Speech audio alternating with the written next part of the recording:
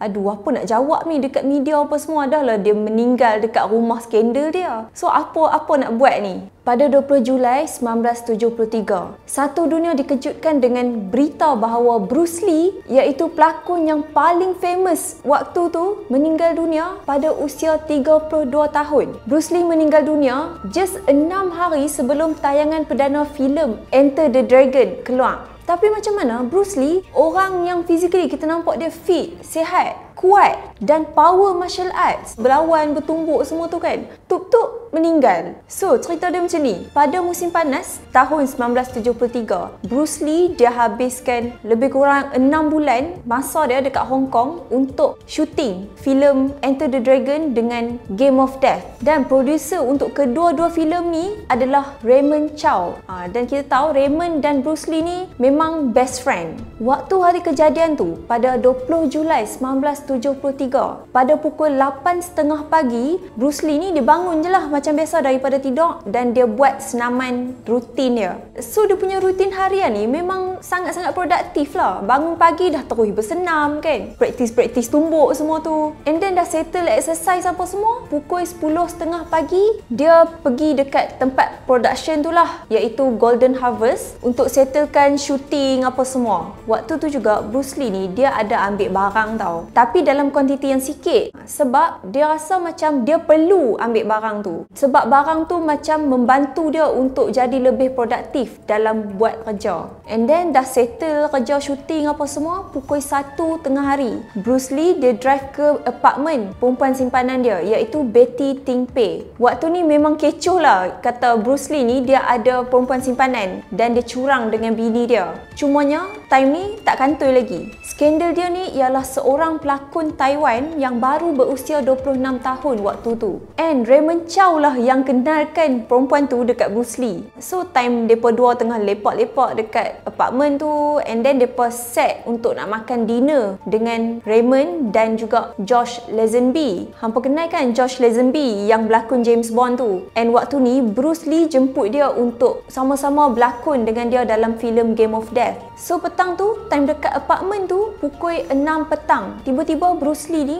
dia mengadu dia sakit kepala, sakit yang sakit sangat-sangat. Dan waktu tu Raymond Chow baru sampai dekat apartmen tu untuk jemput Bruce dengan Betty pergi dinner. Pukul 7.30 malam, patutnya mereka dah bertolak lah pergi restoran untuk dinner. Tapi sakit kepala Bruce tu makin teruk, tak hilang-hilang. So disebabkan sakit kepala dia tu tak hilang, Betty ni dia pergi bagi painkiller dekat Bruce Lee, and bagi mereka anggap macam ubat tu macam biasalah, macam kita duk makan Panadol kan, makan boleh lega. So Bruce Lee pun makan lah painkiller tu. Lepas dia dah makan painkiller tu, dia cakap dia nak rehat sat and dia nak nap kejap. Dia kata dia nak tidur sat je. Pukul 7.45 tu Raymond cakap, aku gerak dululah pergi restoran tu sebab Josh dah tunggu kan. So Bruce dengan Betty ni mereka decide untuk nak gerak kemudian, biar mereka pergi dulu. Dan dalam pukul 8.30 ke 9 suku macam tu, Raymond dia call Betty 2 kali. Dia tanyalah, bila hampa nak mai? Lama dah kami tunggu dekat restoran ni kan. First call, Betty cakap dekat Raymond, Bruce Lee tak bangun lagi, dia tengah tidur lagi. And then second call, Betty cakap dekat Raymond yang Bruce Lee ni memang tak bangun-bangun lagi, dia masih tidur. So macam pelik lah, daripada pukul 7 tadi sampai dah pukul 9 dah dia tak bangun-bangun lagi, cakap nak tidur sat je. And then Betty pun cakap lah kat Raymond, saat aku pergi kejut dia. Betty ni pun asalnya dia tak berani nak kacau Bruce tengah tidur, tapi disebabkan dia pun dah janji nak pergi dinner, so dia terpaksa lah kejut Bruce Lee. And then dia pun slow-slow lah masuk dalam bilik and dia kejut Bruce. Tapi Bruce tak respon. Dia kejut banyak kali. Mula-mula kejut pelan-pelan, tak bangun. Lepas tu dia dah start panik, dia pun kejut lah kuat-kuat kan. Tapi still tak ada respon, tak bangun juga. So dia dah start gelabah lah. And then dia pun terus call Raymond untuk tolong, mai cepat. Bila Raymond sampai dekat apartmen tu, dia dah nampak Bruce Lee dah tak bernyawa dan memang dah terlambat untuk diselamatkan. Dan waktu ni Raymond dengan Betty, dia pun macam dah gelabah lah, macam aduh apa nak jawab ni dekat media apa semua, dah lah dia meninggal meninggal dekat rumah skandal dia. So apa nak buat ni? So depa call private doktor dia iaitu Dr. Chu untuk mai tolong tengok Bruce Lee ni dekat apartment ni. So bila Dr. Chu sampai, dia cuba untuk nak hidupkan Bruce balik, tapi memang tak dapat diselamatkan.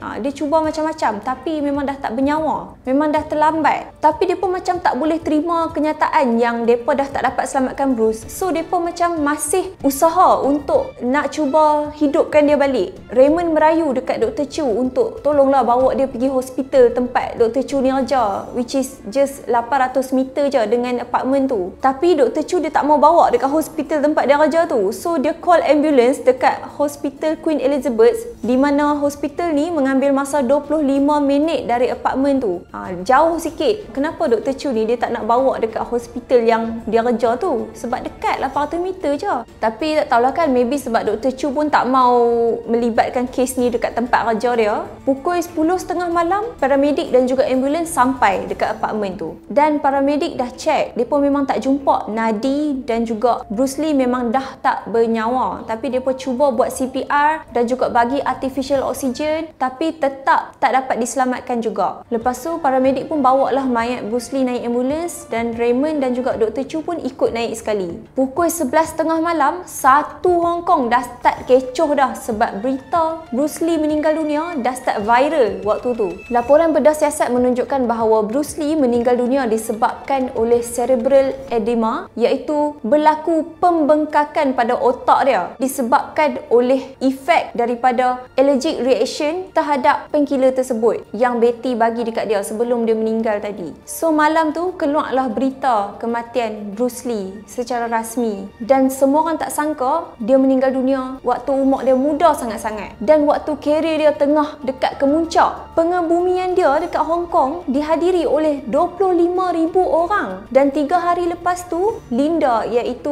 wife Bruce Lee, kebumikan mayat Bruce Lee dekat Seattle. Yang agak touching lah adalah walaupun Linda dapat tahu yang Bruce Lee curang dengan dia, tapi dia tetap kebumikan mayat Bruce Lee dekat tempat first depa bercinta dulu. Sebelum kejadian ni pun Bruce Lee memang dah sakit dan juga didiagnose dengan penyakit dekat otak dia tu. Dia pun pernah pengsan waktu dia tengah kerja. Tapi penyakit tu baru je dapat. So tak sangka efek dia boleh jadi makin teruk dan berlaku cepat sangat sehingga menyebabkan kematian. Yang skandal dia tu pun satu, pandai-pandai duk bagi painkiller tu sesuka hati. Memang habislah. So mesti hangpa terfikirkan, adakah betul salah ubat tu ataupun skandal dia memang sengaja bagi ubat tu dekat dia. Tapi apapun, kalau hangpa sakit tu jangan pandai-pandai nak ambil ubat sendiri, jumpalah doktor terus. Dan jangan juga pandai-pandai nak bagi ubat dekat orang sebarangan tanpa pengawasan doktor. Sebab kadang-kadang mungkin kita rasa macam benda tu biasa, tapi siapa sangka benda yang kita rasa biasa tu boleh membahayakan nyawa seseorang.